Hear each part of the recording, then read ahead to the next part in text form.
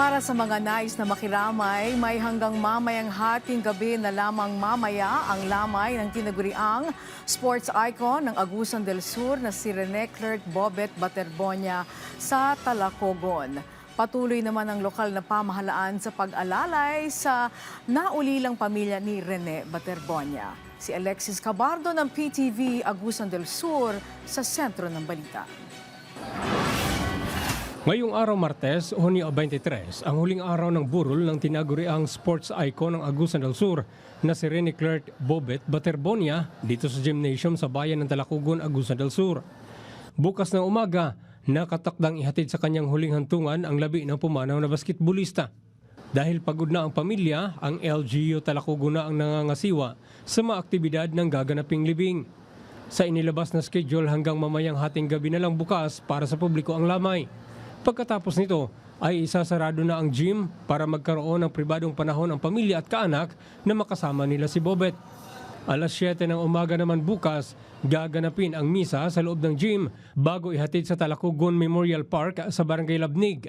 4 na kilometro ang layo mula sa Talacogon Gym.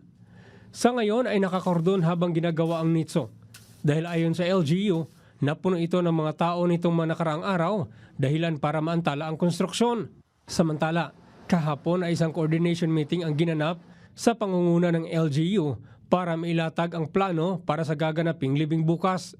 Ang katong area is among i-providean og railings ang katong para sa mga VIP o sa family para nga naa sila'y intended area gyud nga para sa ilaha. Ang ato ang public natay mga tents nga ipang-install of which ato ni siyang gi-coordinate sa province of Agusan del Sur nga nagtabang sa ato sa pagkakaroon sa pag-set up sa burial ground.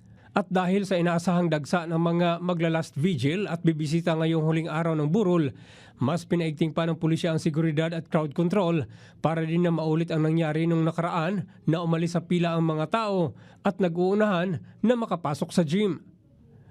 May inilagay na ring railings para masigurong walang singitan at maayos ang pila papasok. Samantala, dagsa pa rin ang mga taong gustong makita sa huling pagkakataon si Rene. Kabilang sa mga bumisita sa burol ni Rene ang mga opisyal ng bayan ng San Luis, La Paz at Bayugan City at ang Philippine Councilors League Agusan del Sur Chapter na nag-abot pa ng kopya ng kanilang mga resolusyon na kumikilala sa karangalang ibinigay nito sa buong probinsya.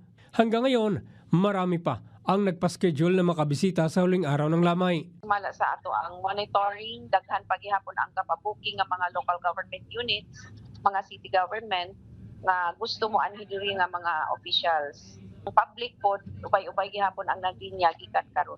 Alexis Cabardo ng PTV Agusan del Sur para sa Bayan.